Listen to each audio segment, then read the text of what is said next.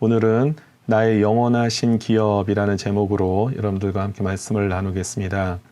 예레미야 10장은 우상 숭배와 욕망에 빠져 있는 남유다 사람들에게 우상 숭배의 결과가 무엇인가, 결국은 헛되고 멸망뿐이라는 사실을 알려주고, 또한 반대로 여호와 하나님만이 참 신이심을 알려주고 있습니다. 특별히 그들이 섬기고 의지하는 우상이라는 것이 결국은 인간 스스로가 만들어낸 것이라는 것이죠. 따라서 거짓되고 또 생명도 없고 망령되이 만들어진 것에 불과하다는 것을 밝히면서, 반대로 우리 여호와 하나님은 이와 같지 않으시다, 이것을 지금 설명하고 있습니다. 특별히 온 우주 만물을 창조하신 전능하신 하나님이라는 사실을 비교하면서 강조하고 있는 것이죠. 그렇습니다. 우리가 기독교 신앙에서 창조주 하나님을 믿는다라는 것은 신앙의 뿌리를 이루는 가장 중요한 요소가 됩니다. 그러면서 우리 매우 중요한 표현을 마지막 9절 16절에서 남기고 있는데요. 여호와 하나님을 가리켜서 야곱의 분깃이라고 하는 것입니다.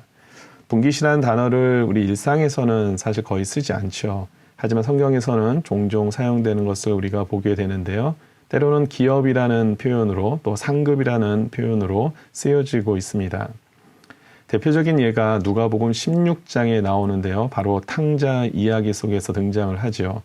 여기 보면 어느 날 둘째 아들이 아버지를 찾아가 이렇게 이야기를 합니다. 내게 돌아올 분깃을 내게 주소서. 다시 말해서 자신이 법적인 권한 안에서 소유할 수 있는 재물, 즉 유산을 달라는 것이죠. 그러니까 이 분깃이라는 첫 번째 의미는요, 유산이라는 의미를 가지고 있습니다. 그리고 법적으로 소유할 수 있는 그 재물에 대한 부분들을 분깃이라고 이렇게 이야기할 수 있습니다. 그렇다면 여호와 하나님이 야곱의 분깃이 된다는 것은 구체적으로 어떤 의미를 담고 있는가? 우리가 이것을 살펴보기 위해서 창세기에 나온 사건 하나를 살펴보았으면 합니다. 창세기 15장 1절을 보면, 이후에 여호와의 말씀이 환상 중에 아브라함에게 임하여 이르시되, 아브라함아 두려워하지 말라, 나는 네 방패요 너희 지극히 큰 상급이니라 라고 말씀하고 있습니다. 여기서 마지막에 상급이라고 번역이 되어 있는 단어가 바로 분깃이라는 그런 의미의 단어인데요. 지금은 아브라함을 대상으로 내가 너의 큰 분깃이 된다, 상급이 된다 라고 지금 말씀하고 있는 것입니다. 특별히 1절 시작을 하면서 이후에 라고 되어 있다는 것은 앞장 14장의 내용과 연결이 되어 있다는 것을 우리에게 소개하고 있는 부분인데요. 그렇다면 14장의 내용은 어떤 내용이 들어있는가? 14장을 보면은요, 아브라함이 조카 롯을 구하기 위해서 그돌라오멜과 전투를 하게 되죠. 결국 전투에서 승리한 뒤에 그들에게 빼앗겼던 재물과 사람들을 모두 다 찾아오게 되는 그런 내용이 기록되어 있습니다. 그리고 그렇게 돌아오는 길에 살렘 왕 멜기세덱의 축복을 받게 되는데요. 이때 아브라함은 감사하는 마음으로 자신이 얻은 것 중에 10분의 1을 멜기세덱에게 주게 됩니다. 그리고 여기서 멈추지 않고 또한 자신이 노획한 물건들에 대한 권한을 대부분 다 포기하고 소돔 왕에게 넘겨주며 그 자리를 나오게 됩니다.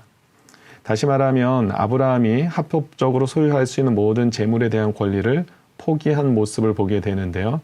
즉 세상의 부귀 영화에 대한 마음을 다 내려놓았음을 볼 수 있는 그런 대목입니다. 이러한 아브라함의 모습을 하나님께서 어떻게 보셨을까요? 너무나 기쁘게 여기셨겠죠. 그래서 하나님께서 아브라함에게 주신 말씀이 바로 창세기 15장 1절의 말씀입니다. 다시 한번 읽어드리면 그 후반절에 두려워하지 말라, 나는 네 방패요 너의 지극히 큰 상급이니라 라고 말씀하십니다. 이 말씀에 제가 살을 조금 붙여서 설명한다면, 그래 아브라함아 잘했다.